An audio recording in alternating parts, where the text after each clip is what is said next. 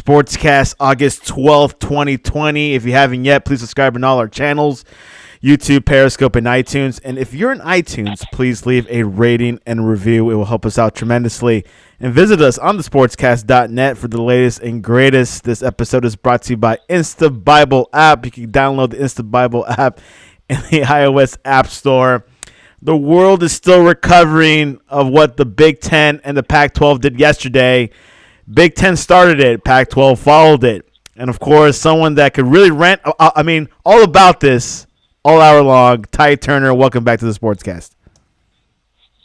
What's up, man? Ty, what a day. What a day yesterday. I was kind of surprised. I think Justin and I last night were talking about it, and it kind of came out of the blue when the Big Ten, when they announced they were canceling the season.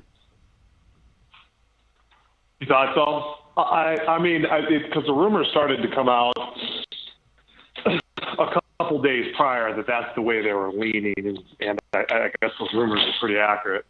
So I wasn't really surprised. I kind of thought they might delay it a little bit because of the pushback. The Big Ten gave a lot of pushback. The Pac-12 didn't. I mean, the bad thing about that is, do they care? And the good thing is they're unified. Or unified in at least what they believe it to be. So the Big Ten obviously did not seem unified. Obviously, the head coaches, guys like Jim Harbaugh, Ryan Day, Jay Frank, they wanted to play, and that was not the case when it came to what the commissioner and the president decide. So, it's interesting. There's a couple different ways to look at it. One is, will actually a fall season happen? And if a fall season does happen, and there's limited COVID outbreaks, and it goes, there's, SEC, ACC, Big 12 finish their season, then what will be the perception of the Big Ten and the Pac-12? Now, do I think that they could? So, I'm going to get into that later. I was going to talk about the spring season, but anyway, to go back to my point, I think at that point, actually, so I can add to this point. I think if it shows that COVID didn't have any outbreaks, then the Big Ten and Pac-12 actually would be forced pretty much in order to save any hope of their programs moving forward to play a spring season.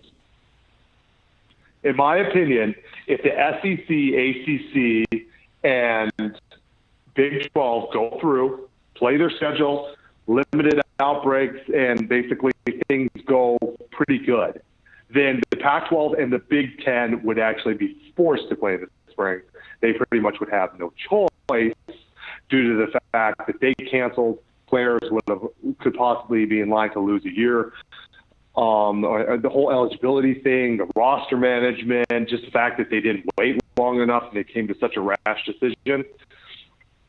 They pretty much, I believe, would be forced to play, which I don't think is ideal. But if it was just those two conferences, I did think of some different scenarios that actually spring season starting in like January and ending. I've seen some ridiculous takes like May and stuff. That can't happen. You would not be able to play next fall. But if it was something like 5 or 6 game seasons, and then the Big 12 10 champion plays the Pac-12 champion, and then I guess they have 2 national champions, the fall national champion, the spring national champion. So this year you have co-national champions. It is possibly feasible, but I think literally they'd be forced to, the Big 10 and the Pac-12, if there was minimal hiccups with the season that the ACC, SEC, and Big 12 decided to go through on. Now, I don't know if that's going to happen. COVID is contagious enough.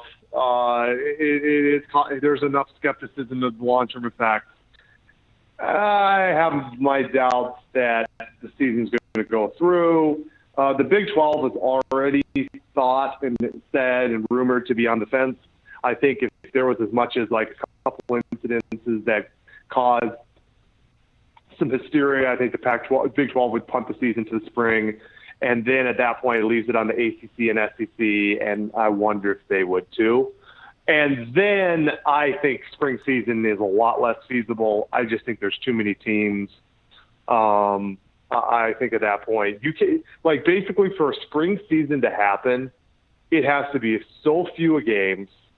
Almost, I think you'd have to have 12-minute quarters. You'd have to make games shorter. You'd have to have less games because you couldn't play in the fall then. It's too violent a sport. I played college football. I know. Don't let some journalist that never played a day of college football in his life tell you. I played college football. You cannot play 20-plus games. There'd be so many injuries, and would be so unsafe for student athletes. You could not use the argument that 1 second you care about the health of student athletes, and then you put them out there to play 20 games in a calendar year. You couldn't. But if you're able to have a small season, and then you'd have to actually have a smaller fall. So let's say you had something like a 5-game regular season and a playoff, and maybe 1 or 2 teams make it. And so the most you play 7, so 5 to 7 games. And then in the fall, you do a conference-only schedule, so 10 games. Then you're around that portion where you'll play in the, most teams would play 15 games, and then the very most someone would play is 18 or 19 games, and that is stretching it, but it is possible. And I think the Big Ten and the Pac-12 would have no choice but to do that if the season goes through as planned for the SEC, ACC, and the Big 12. If the spring season does happen, and I do agree what you were saying, I think if they do play spring ball, they'll have to start in January. I don't think they could have a full 10-game season. I think it'll be 5 games and maybe end in March or maybe in February, or just go for 2 months, because you got the combine and you got the NFL. Well, combine is typically February, excuse me. The NFL draft is until May. So they're going to have to compromise somewhere. And what will NFL scouts think? So say that again. Sorry, I ran over a piece of It's okay. I mean, if they do have a spring season, they'll have to cut the season short, as you were saying. Yeah. Well, I think it's not about the NFL as much as it is, because I think the guys who are high-end NFL draft picks, I don't think they're going to play in the spring season. So, for instance, Penei Sewell, Justin Fields, Shaun Wade, maybe a Jevon Holland, Amon-Ra St. Brown. These are some of the better players that I'm mentioning from the Pac-12. I do not believe that they will play in the spring season. I think they're going to declare, and I just think that's what's going to happen. Which players from the Big Ten or Pac-12, or at the edge where they need that one season to prove to NFL scouts? Can you name a few? Oh, I mean, there's a few. Yeah, there's several. I mean, guys that are would not get drafted. No, players they will get drafted, but they want to get at a higher. Well, I guess it doesn't really matter if they get first or 6th round, I guess. Well, it does. Well, it does matter because you're getting paid a lot more. Yeah, you get a lot better starting salary if you're a 1st-round pick than if you're a 6th-round. It's not even close. It does. I mean, there's so many. I mean, that list is endless. You wouldn't even know some of the guys. But basically, if a guy is a bona fide 1st-round pick, the Justin Fields, the Penei Sewells, guys like Shaun Wade, guys like that, they're going to leave. They're going to go to the NFL. They're not going to play in the spring. So there's that. I do think the NFL would push back too. That's another thing. I think the NFL would push back the draft. So let's say there was. I'm just going to go hypothetical here because I still think things are in flux. So to say absolute is just impossible at this point. But hypothetical, ACC, SEC, and Big 12 play in the fall, and then Big 10 and Pac-12 play in the spring. Realistically, what month will they start in the spring? Realistically. Oh, when do you? Okay, if it is not started, if the first game is after February 1st, I don't think spring season is feasible.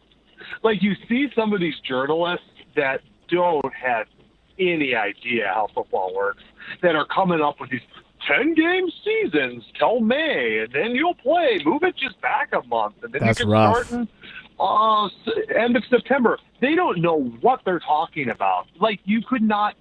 It's Players like would not coming be. They'd be players like after war. Yeah, that's no, tense. it's so Stuart Mandel, the guy's probably the closest thing to playing the sport of football was Madden.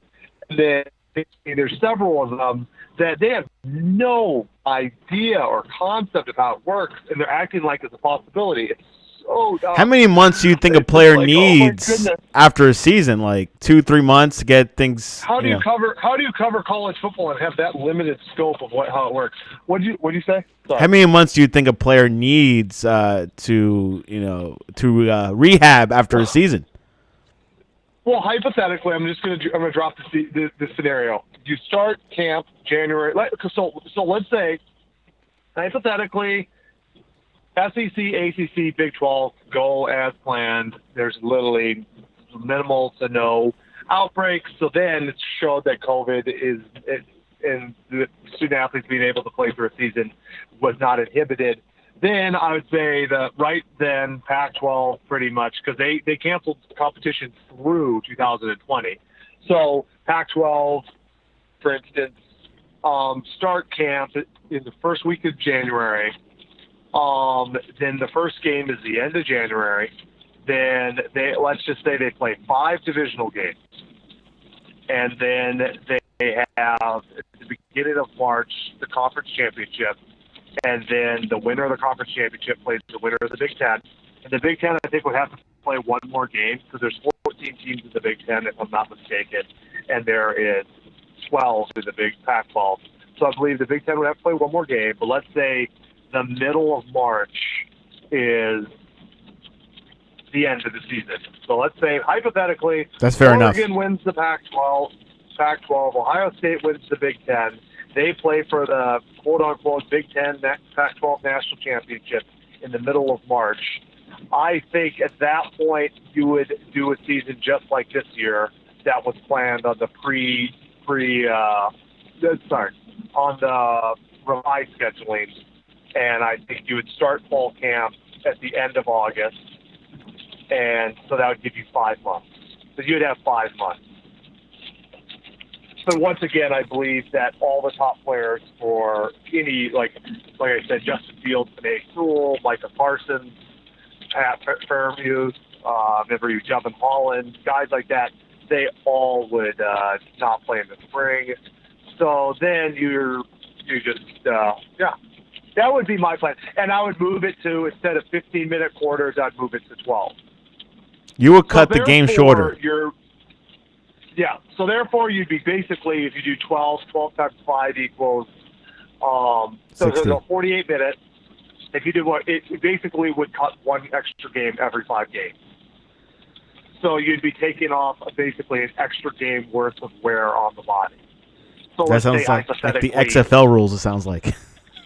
Yeah, basically you play 7 games. Let's say Oregon plays 7 games, but then they really... You really play 10. Relate it to a normal season if you really played 5.5 games. Now, hypothetically, so then when you turn around and do another season that plays like 13, 14 games, you still would be on and when I start seeing a number of 20 plus games in a calendar year, it's unrealistic. It's unrealistic. The very most is something under 20. You can't go over that. hypothetically, what if there was no spring football at all? Of course, fall, there's no football, no spring. What ramifications would that be? Well, I think ACC, SEC, and Big 12 end up having to cancel. I do not think there'll be any football in the spring. I think they'll just have to up the season to 2021. Obviously, everyone gets an extra year of eligibility, so it's going to be kind of problematic for coaches, and I think they'd have to actually bump, because right now there's 85 scholarship limit. I think they'd have to bump it up to 100. Unfortunately, they'd have to bump it up, and that might be for the foreseeable future, which would make it a lot more. I think it'll end up ending programs. I think if that ends up being the case, and 2020 is completely wiped out with football, I believe a lot of smaller tier, I think FBS programs will be done. I think FCS programs will be done, and I think smaller tier FBS, non-Power 5, a lot of them will close down.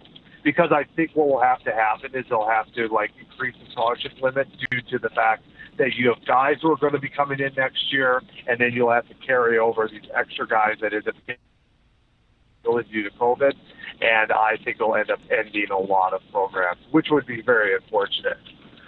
So How much effect?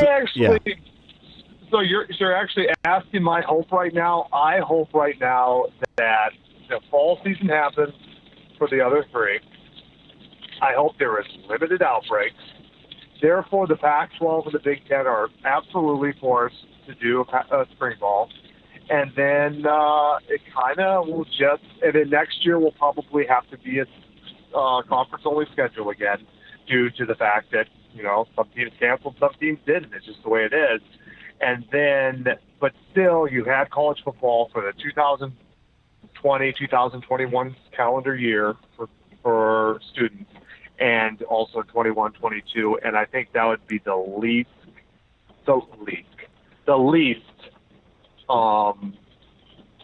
amount of loss.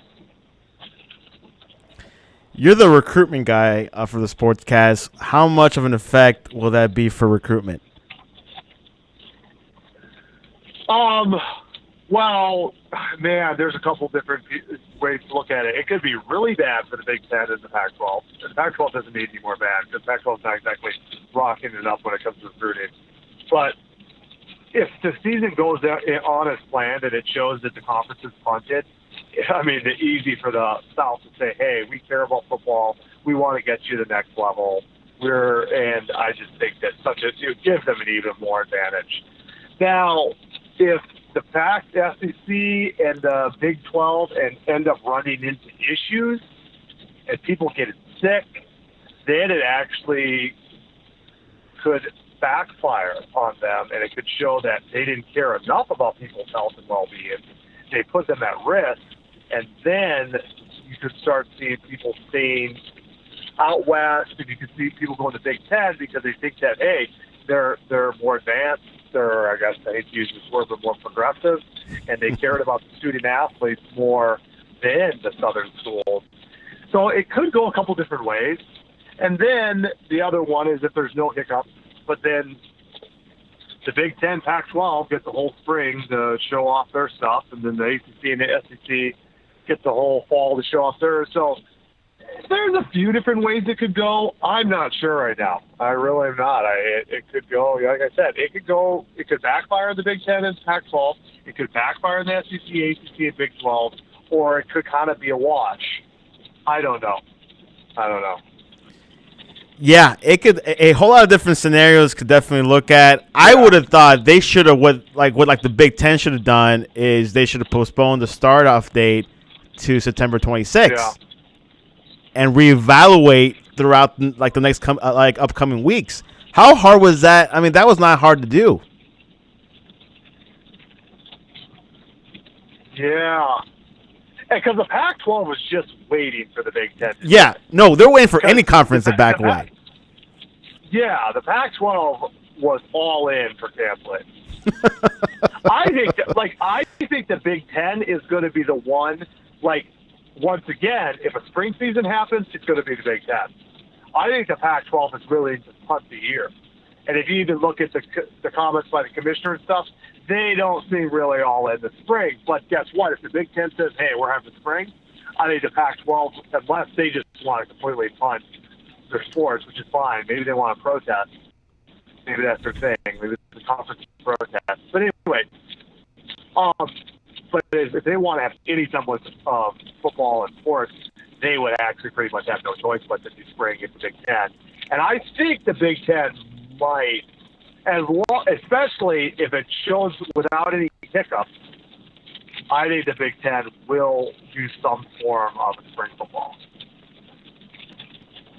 Some form, yeah. It could be a small season. That's just my opinion. Yeah. SEC Greg Sankey released a statement yesterday saying that he felt very comfortable of how things are going right now. They're going to reevaluate why did the Big Ten and the Pac-12 canceled, do you think SEC will hold the ground? Hold the line. You know what? I kind of want them to deep down, and I kind of do, but I don't know.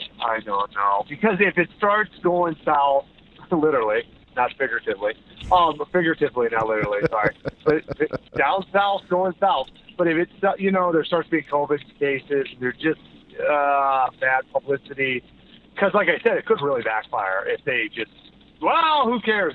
Then the whole narrative that all they do is care about money and care about football will really get. I don't know.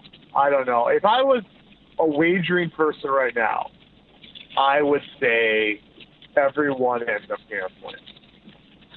Interesting. But I don't know. And then again, as I said, I think if everyone cancels, I do not think there's spring season. I think a spring season only occurs if some of them go through the season with minimal hiccups. So, what do you think? I think SEC is going to hold the line. They're going to continue. I think they're going to have no fans. They're going to have to put strict protocols on these players. Live in pods, get tested every week or so, and maybe cut down the staff who goes on the field if they want this to continue. Okay, so you think SEC holds the line no matter what happens? No COVID testing, nothing. You think they hold the line? I've been saying it for the past month. They're going to do it. I know the SEC. I feel their heartbeat. I think they're going to stick with it. I'm going to go out on a limb. Big 12 will do the same. ACC, I'm not 100% sure. You think the Big 12 will do the same? I don't know. I don't agree with that. Because actually the Big 12 was on the fence. Like, they actually considered postponing the season. They were bold to release a schedule this morning, and that convinced me more. Well, I mean, they have to have a schedule if they're going to continue. I don't understand that. I mean, well, like, if you're going to say you're going to continue at least momentarily, you have to have a schedule. Yeah, but they stick to their guns. I just don't know. I don't know if I agree with that. I think that because you're saying Big 12 could cancel. I mean, with the next 4 weeks. I do think the SEC will be more dogmatic, but I don't think the Big 12 will be as. I think if any hiccups occur in the Big 12, I think they'll postpone. How about ACC? Do you think they'll pull through, or do you think they could cancel? I think the ACC is stronger than the Big 12. Okay. The Big 12 is the one I think any hiccups they'll move. Because Big 12 is a little bit lenient. My desire right now, I either want 2 in the fall and 3 in the spring, 3 in the fall and 2 in the spring. We should split football conferences. I want the whole season canceled. See what I'm saying? So I either want, and I would rather watch football personally, on a personal narrative. So I hope that because I believe if the fall goes through, those guys, no matter the risk that it is on student athletes, will have to do some kind of modified spring football. They'll have no choice. I really believe that. Because if they punt, they'll have players with eligibility. It will not be uniform. So you'll have guys that lose eligibility, and you have normal rosters in like the SEC, ACC, and Big 12, and then you have these weird their programs will be destroyed. Not financially, roster management, all that, the Big Ten and the Pac-12, they'll be destroyed. So they can't. If it goes through, they have no choice. And I'm surprised people aren't saying that more. They will have no choice but to play in the spring. But if ACC, SEC, and Big 12 all of a sudden decide to postpone, I believe everyone will just cancel for the 2020-21 calendar year. And then what will happen, as I previously stated, is you're going to have probably like roster limits expanded, and I think a lot of programs will go under, and that will be unfortunate. So for the hope of everyone being able to play football moving forward and to be the least financial ramifications, I hope everyone plays in 2020 and 2021 cycle, no matter how weird and modified the season is. And then you'll probably have 2 national champions. Alabama and Ohio State. Oregon Now, and that was my Clemson. next I one. don't know. Do you think now that things are a little bit fractured, there's no natties for this year or the springtime? So say that again. What'd you say? Now that there's two conferences potentially going to play in the spring, do you think the national championship is still on for this fall? I think they'll be, like I said, I think they'll be split because I think if the season finishes, then they'll have to do something in the spring, and then therefore I think there'll be a split. So it says college football national champion every year. It says 98, 99, so 2000, whoever it is. Well, back in the 90s, in the 80s, the 70s, they had split national champions. Washington and Miami shared the national championship in 91. Michigan and Nebraska shared it in 97. Actually, in the 2004 or 3, I believe it was USC and LSU shared. So I believe that they just haven't shared that. I think, let's say hypothetically, 3 conferences play. If you're going to go out on a limb, I'll go out on a limb, and I hope I'm right. I think the Big 12 cancels. I think the SEC and the ACC goes through. I think the SEC and ACC have a national champion, and then I think the Big 12, Pac-12, and the Big 10 have a national champion. This is just me going. It's just jumping off the cuff. That's what I think. Split trophy. Interesting. Never heard that argument. So Oregon, and Clemson share the national title. Is my prediction. Interesting. Not bad. I think it's fair. It sounds fair to me. Well, the reason why I actually think Ohio State would get really hurt is because I don't think any of their best players will play.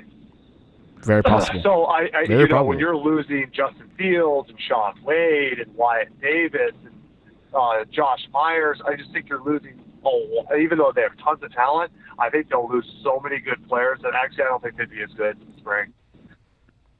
Well, anyways, we gotta get going here. The Big 12 released their schedule this morning, as we spoke about before. Important dates that they announced: October 10th is the Red River Showdown between Oklahoma and Texas. It's a football rivalry. Kansas State will open its season on September 12th against Arkansas State. The Big 12 Championship is scheduled on December 12th at Cowboy Stadium, AT&T Stadium in Arlington, December 19th.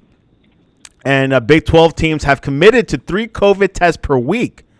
And after positives, athletes are tested for EKG, troponin blood test, echocardiogram, and cardiac MRI. So they're testing 3 times a week at the Big 12. That's pretty good. Smart.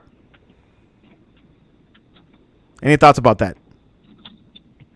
Good. Okay. So they still don't have any the non-conference games are still just open. It's open. Yeah. Each team will have one non-conference game. Nothing scheduled yet. Probably in a few weeks. So a lot of teams, probably like Liberty, or no, not Liberty. I'm sorry. Out there are vying for that game, because each game could help that school for like $2 million or so. I don't know. It just really depends. I can. How about Nebraska? Yes, that's what's like my next headline. Big 12 official says Nebraska will be welcomed back to the conference with open arms. How about that possibility, teams moving conferences? I just automatically, when I thought of that extra game, I was like, that just seems weird that they didn't name an opponent, and yet Nebraska's not really happy. And I'm like, Do you think that Nebraska should move to the Big 12? Yes. Why? Because for one, I grew up a Nebraska fan, and Nebraska was in the Big 8 and the Big 12. They didn't move till the Big 10 years ago. They did it for financial reasons. They didn't think they're getting a fair shake in comparison to Oklahoma or Texas. But like what Miami did to the ACC, they moved there. The rivalry of Oklahoma and Nebraska is one of the longest rivalries in college football. They live in Big 12 country, kind of. I mean, they're near Kansas and Ish. You got Kansas State, and then you got obviously Oklahoma and all those. So, yeah, I not only think that it could happen, I actually think it might happen. Yeah, I do. Other teams Especially rumored. when I saw that. Yeah.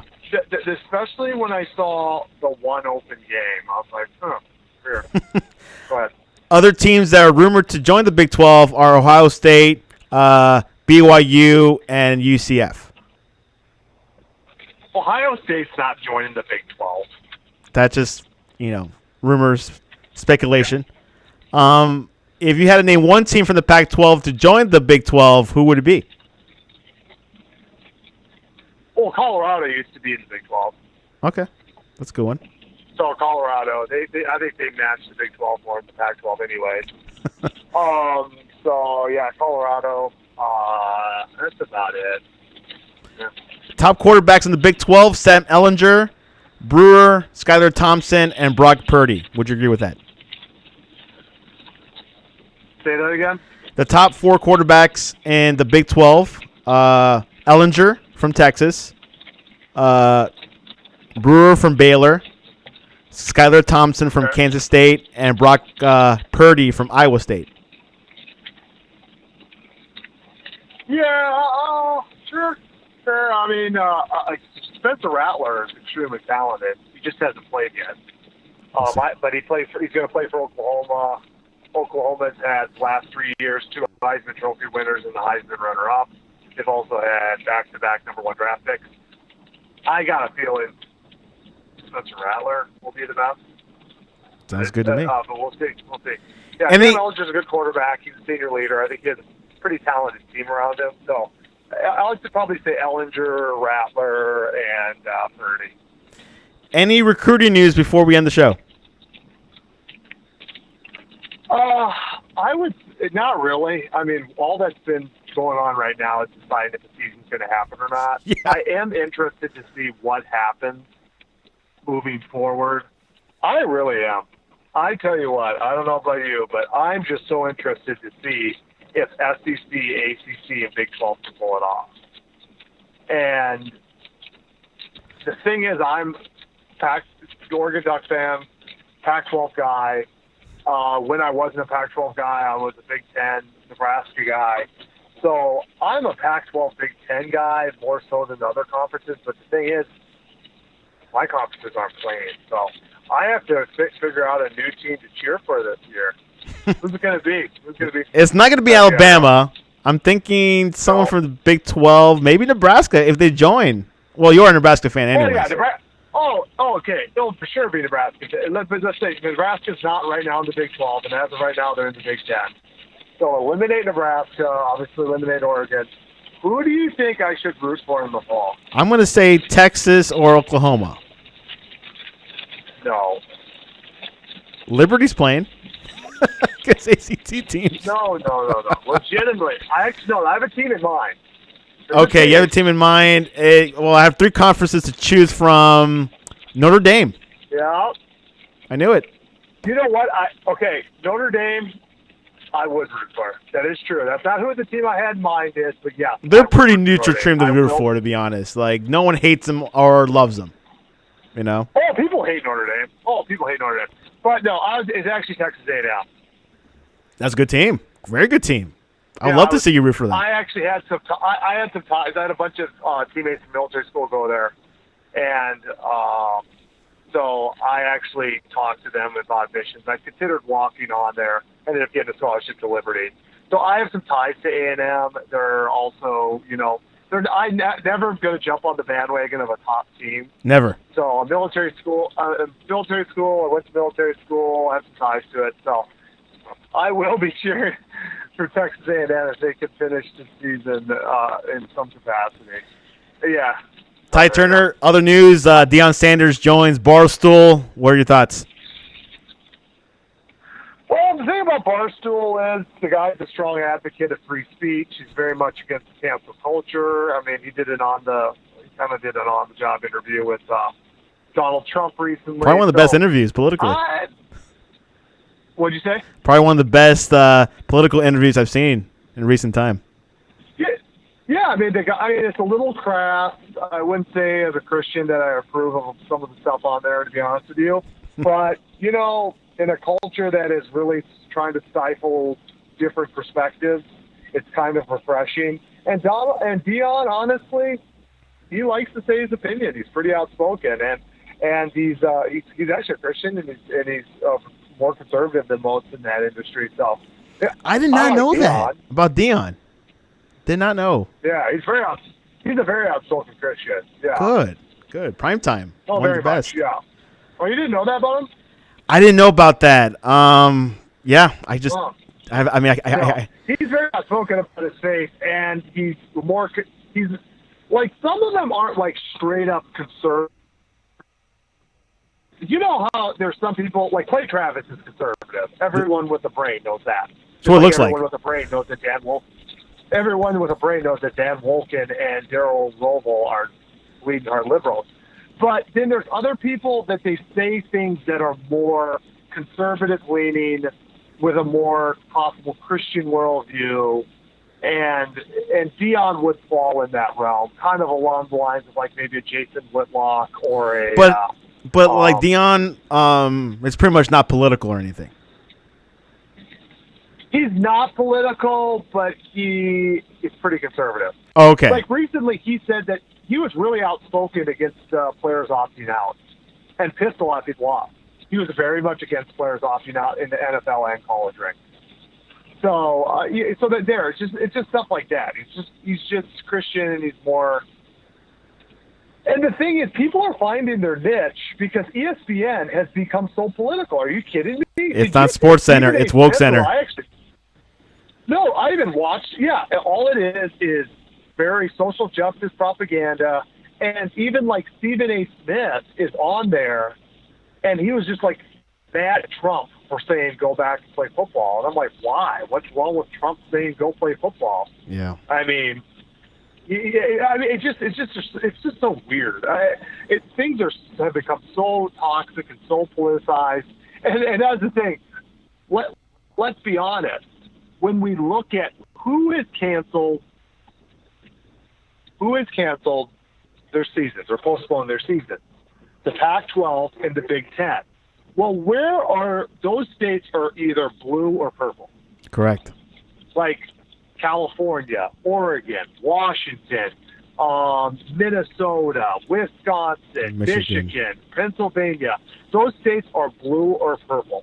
They're geographically, politically aligned there. Whereas, is there one blue or purple state in the ACC, SEC, well, Massachusetts, so I just thought of one. So other than Massachusetts, is there one other blue or purple state in the ACC, Big 12, and SEC footprint? Not at all. No, I'm asking a question. I could be wrong. I got to look at. I think Virginia is the only state in the ACC that I see that's more blue than purple. You're right. Okay. Yeah. You're right. So Virginia's blue and Massachusetts is blue. So you're right. So the ACC, that you brought up a point. ACC has some liberal states in their footprint. So yes, that could possibly say that could push, because it's just going to become political, man. It's geographically motivated. Anyways. Yeah, and the sports journalists are political. You can tell the ones who are conservative. You can tell the ones who are liberal. And then you can tell there is some that are really just wanting to be objective, and then they both piss them off. Like maybe like a Mike Farrell. Mike Farrell, I think, is pretty like down the middle. He really gets pissed off if people get political. He's really outspoken about it. That's good. He's like, what the flip is this so? Yeah, which is fine. You don't have to be a conservative. You could be someone like, I just want to deal with sports. I don't want to deal with anything else. Because Woken and even Clay Travis might get on your nerves, or Stuart Mandel. Just when you're That's anyways, I'm a conservative, but. As we say at the Sportscast, we don't shove left-wing politics up your throat. So stick with us, and we try to stray away from all that nonsense you see in mainstream sports media. Hopefully things improve, but you never know. But anyways, Tyler, what's the best way to reach you to have people try to send you some Texas A&M souvenirs or swag? At the TurnerCast. And, of course, you can reach us at the Sportscast1 on Twitter or at thesportscast.net. Tomorrow we have Ryan Krista, or we might have a soccer podcast. A lot going on in soccer with like the Champions League. So we'll definitely keep you guys up to date. And, of course, we'll keep you up to date what's going to happen with the SEC because things could change in a minute, just like the Big Ten. Tyler Turner, always a pleasure. Great show. I did. See you.